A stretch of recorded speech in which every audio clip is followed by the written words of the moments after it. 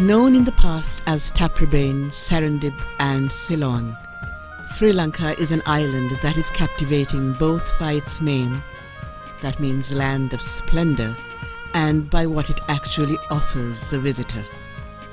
The natural beauty of the island's tropical forests, beaches and varied landscape, as well as its rich cultural heritage, makes Sri Lanka a world-famous tourist attraction.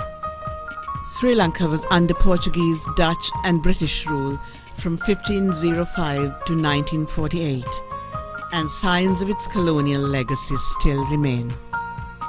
The country has a history spanning several centuries, as noted in the Mahavamsa, which dates back over 2,500 years. Home to four major religions of the world: Buddhism, Hinduism, Islam, and Christianity, Sri Lanka is steeped in culture and tradition, which is witnessed by year-round festivals. Offering unique sights and sounds, Sri Lanka is a land like no other.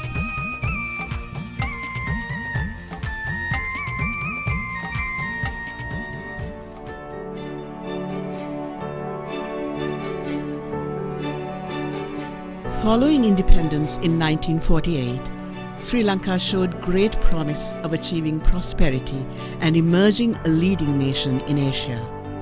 The expected boom was short-lived due to the manifestation of ethnic conflicts and the outbreak of a protracted arms insurrection by extremist groups from the early 1970s.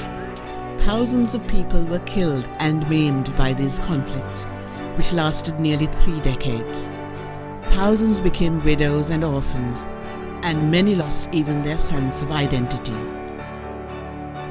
The country experienced widespread devastation. The entire island suffered from the heightened sense of insecurity and the reduced freedom of movement due to the threat of attacks on the country's capital and key public institutions. Indiscriminate bombings by extremists resulted in the deaths of hundreds of civilians, from those traveling in public transport to leading public figures and politicians.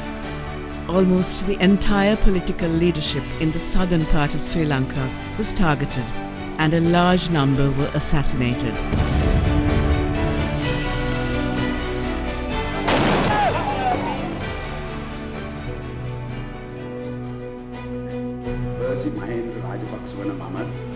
Sri Lanka Prajajantrika Samajwadi Janaraji Janadipati Bhumi. In November 2005, the incumbent president, His Excellency Mahinda Rajapaksa, came into office with the promise of bringing a negotiated settlement or eliminating terrorism by military means.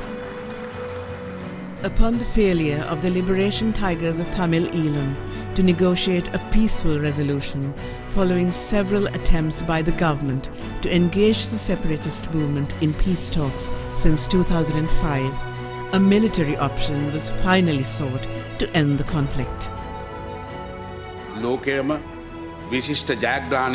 The president's promise and the people's mandate were fulfilled when the government security forces defeated the LTTE in May 2009.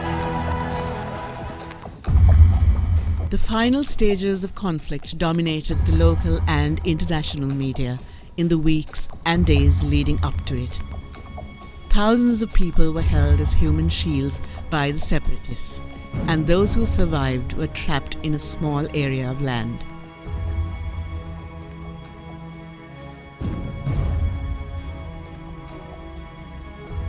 The Sri Lankan forces conducted their operations as a highly disciplined fighting force, which was backed by popular public support.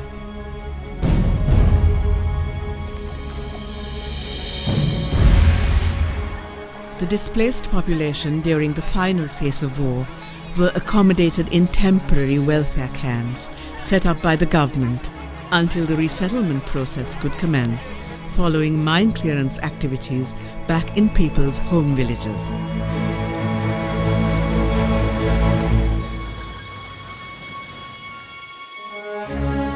Sri Lanka is probably the only country in the world which has successfully eliminated a strong and ruthless extremist force which engaged in guerrilla warfare, pioneered the use of suicide bombers, and committed countless human rights violations.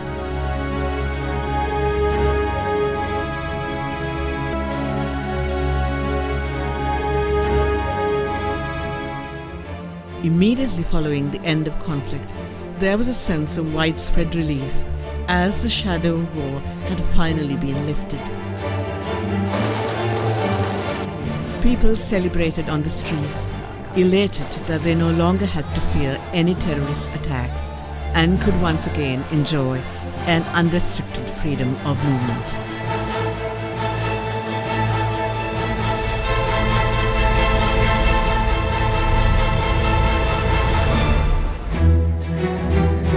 There was much left to be rebuilt.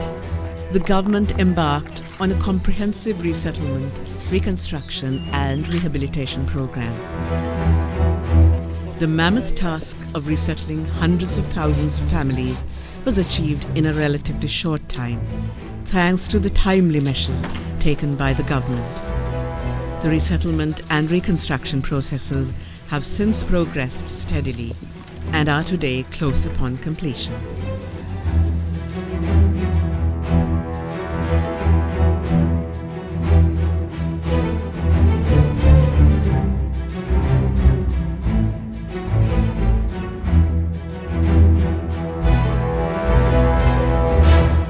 The nearly 12,000 ex-combatants who willingly surrendered during the final phase of the conflict and the period leading up to it have been successfully rehabilitated. Reintegrated back into society, these individuals have also been provided with the necessary support to pursue education and vocational training and lead gainful lives.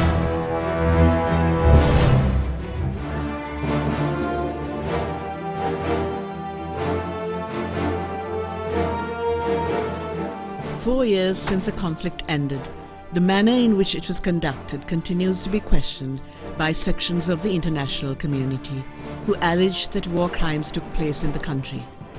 The government's response to this has been in the form of its own appointed Lessons Learned and Reconciliation Commission to fast-track the post-war reconciliation process. The report on the Commission of Inquiry on Lessons Learned and Reconciliation, made public on 16 December 2011, has been commended for containing a broad range of recommendations for concrete improvements on human rights. This was followed by the National Plan of Action, which presents a selection of the Commission's recommendations to be implemented by the government, providing information on the implementing agencies for each recommendation, performance indicators, and time schedule for completion. The government's reconciliation initiatives extend far beyond the appointment of the Lessons Learned and Reconciliation Commission. Among the several initiatives, one stands out: the Nanaguna Vaduma Sisudiriya program. The participants of the program comprise students from former conflict zones who have experienced numerous hardships and trauma as a result of the 3-decade-long conflict. The program seeks to change mindsets which have been conditioned by fear, anxiety, and suspicion by providing opportunities to interact with students from other ethnic groups and parts of the country.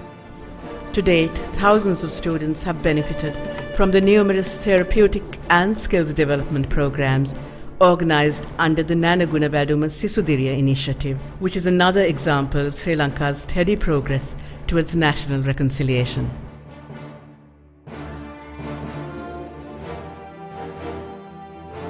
The government continues to prioritize the ongoing reconciliation process. The country's way forward is set out in the Mahinda Chintana, which is President Rajapaksa's strategic vision for the country's future. The Mahinda Chintana seeks to achieve a range of goals relating to the socio-economic development of Sri Lanka and includes positioning the country as the emerging wonder of Asia, which is well within sight now that the conflict has finally ended.